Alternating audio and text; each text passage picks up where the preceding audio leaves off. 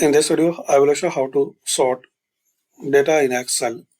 Firstly, select a column. Then in the Home tab, click on Sort, Custom Sort.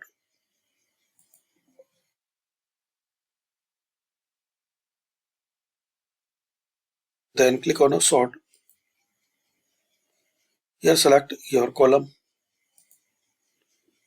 Sort on value, cell color, font color. So select cell values and order select smallest to largest or largest to smallest. If your data has the header, select it. Otherwise unselected, then click on OK. So this was sort a data in Excel. Thanks for watching.